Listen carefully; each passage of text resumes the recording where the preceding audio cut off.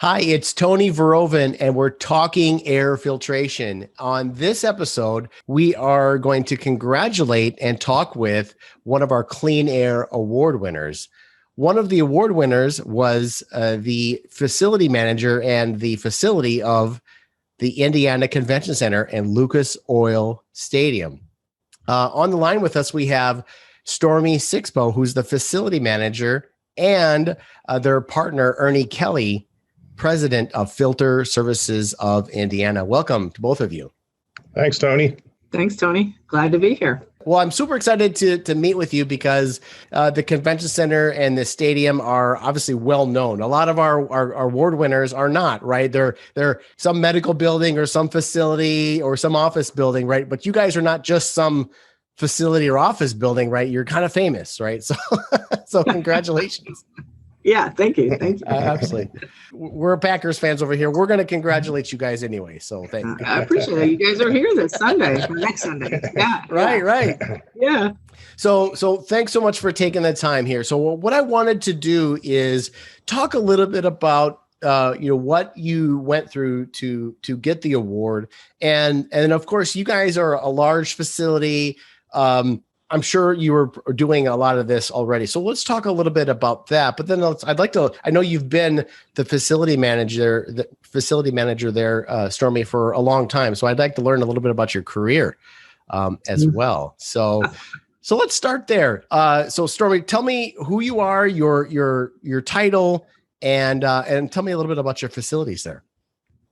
So my name is Stormy Six-Poe, as we've covered. I am the facility manager for the Indiana Convention Center and Lucas Oil Stadium.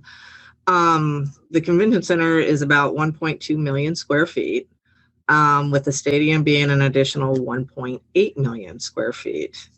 Between the two buildings, we have about 13 exhibit halls, 83 meeting rooms, 137 suites, 3 ballrooms, 3 clubs, a couple kitchens, concession stands. So we've got a lot out there right now. So tell me about that, Stormy, of obviously you've got a lot of space there. It's not always all occupied all the time. So it sounds like you've got a pretty cool, technological dashboard or control center. So our building management system will also send us alerts when we, on air pressure, on filtration. I mean, it lets us know when, your filter is getting dirty and my air pressure drops, we know that we need to get in there and start changing some filters or that something's going on. So it'll always send us alerts or alarms, and we have those alarms go to several different people in the building. That way we make sure somebody's reacting fairly quickly when we get one in. Our goal, just as everybody else's goal, is just to make sure that everybody is healthy, safe, that we are providing a good environment for everybody else to come in here, and whether you're working or just attending, you can come in and just feel as if you have nothing to worry about. So let's talk a little bit about some of the criteria. So when you and Ernie started to work through, filling out the Clean Air Award application, talk a little bit about, were gaskets already there? Did you have any bypass issues? I think you also mentioned you're using gas phase filtration. What other things were you doing already? And then what sort of improvements did you make to make up those 52 points? Well, I'm happy to say that we were already doing a lot of what was already needed to be required. I know as far as filter changes, gaskets, we were already on top of all of that. We made very few changes to what we needed to do, which really was kind of just maybe some frequency on a few air handlers. Otherwise, we were already doing what was recommended by the CDC and ASHRAE. But I tell you, for me, finding out about the award was extremely exciting. And that's something that Ernie brought to us and told us that, hey, this is out here. This is a possibility. And so we were very eager to jump on it. So what they've done, Tony, we went through in a meeting just, I don't know, the 9 or 10 or 11 criteria that you needed to meet, or I guess you could get points on. and went through each one individually. What we did is we tried to take a look at ways we could reduce energy cost and cut carbon emissions. Those seem to be what they were heavily weighted towards when they made decisions. So we went in, and there's actually like 3 types of criteria that they look at in all of their units. So you have final filtration with a pre-filter. In all those, they are doing MERV 8 high capacity, which provides very low pressure drop. And they're doing anywhere from a MERV 13 to a MERV 15 final filtration on those units. The other ones, units, they have just pre-filters or 2-inch pre-filters. And in all of those, what they did is they took it from actually a MERV 8, went to a MERV 8 high capacity. And with COVID, they've jumped everything up in those units to a MERV 13. So, they had changes that are not only they made previous to COVID, but they were making changes as COVID was going on to try to make their facilities as safe as possible. So those are really the 2 main types of filtration that they have. And then in their locker rooms, they have the pre-filters, and then they have the carbon filters, pellet filters, and then they have the MERV 15. That's actually where they're using MERV 15 filtration. And they're using all state-of-the-art stuff now. So they took it from what was old technology, and they've moved to what's available out there in today's market. Fantastic.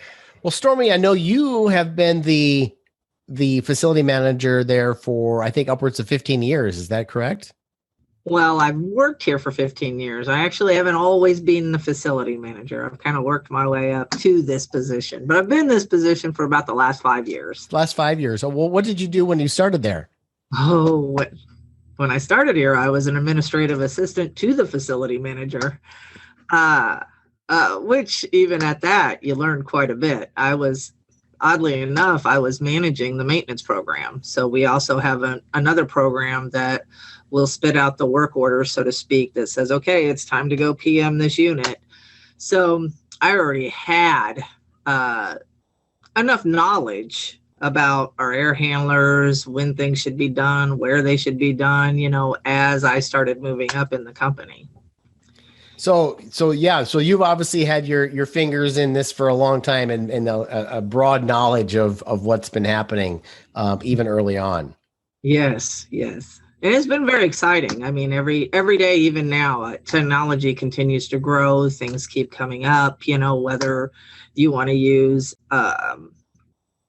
HEPA filters, everything was about, our air right now. Everything is about air quality right now for everybody, and we definitely don't want to leave anybody behind here in our industry. We got to keep everybody safe and happy and feeling comfortable. That way they come back.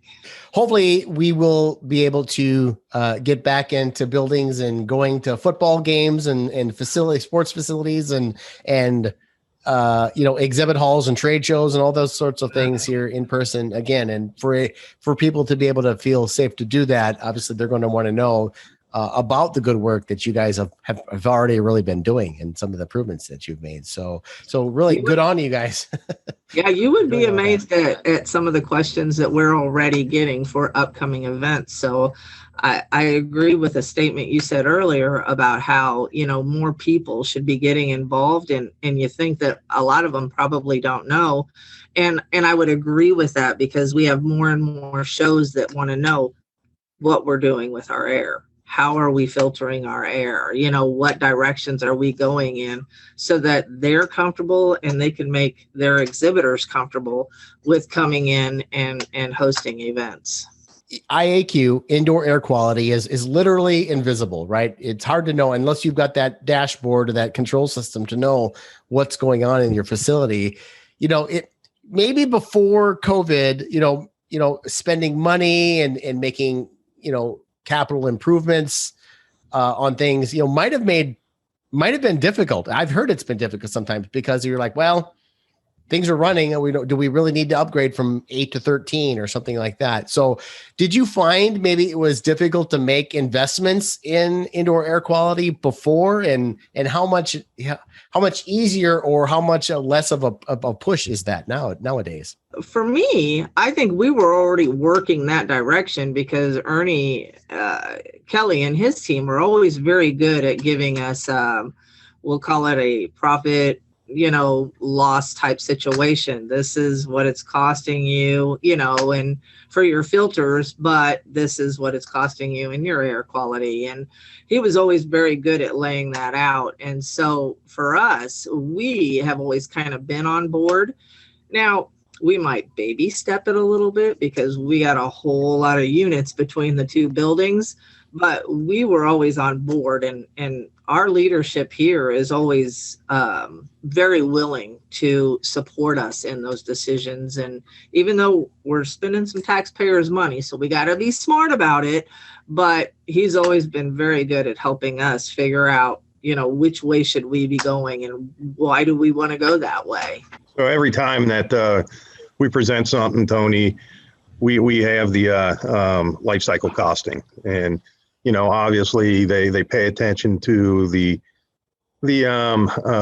labor savings that they might get out of it, as well as the disposal. But like I was saying before, it was always heavily weighted towards the energy savings and the reduction in the CO2 emissions. And so, the whole group, leadership group, Stormy, all their technicians, they're so focused and they're well studied. So, I believe they have an incredible thirst of knowledge. And when they make the decisions, they're informed. They know what they're getting. They know why they're getting it. And it's a whole group, kind of discussion. So they include most people in on the decision-making process. So neat organization. So this is a question I have to ask, especially, Ernie, you always think about indoor air quality, but how much, Stormy, did you think about indoor air quality as your daily life, before 9 months ago? Well, I'm going to tell you that I probably didn't focus on what that meant to me as much as just maintaining our units, because we're always in the let's maintain everything.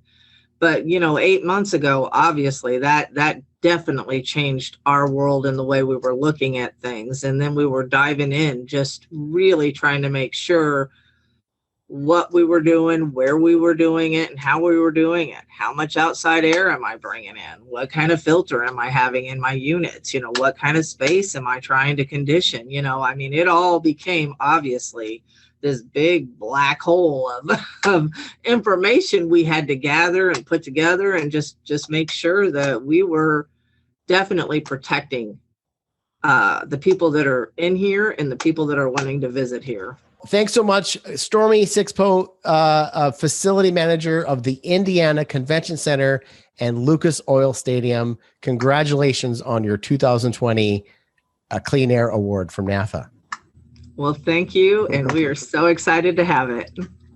Fantastic. And Ernie Kelly, your partner has done wonders and will continue to be a great partner of yours. Ernie Kelly is the president of Filter Services of Indiana, and make sure, Ernie, you keep all your other clients in mind when you're this next year and submit a bunch Absolutely. of new candidates. This is my second successful nomination. So. And we certainly appreciate the work that NAFA is doing and recognizing our partner for this Clean Air Award. So they worked hard and they did a lot of the necessary investment and, great job, Stormy.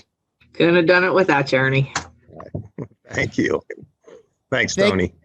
Thank you. And thanks so much, everybody. We've been talking air filtration with Stormy, Six-Poe, and Ernie Kelly. Thanks so much, everybody. Take care.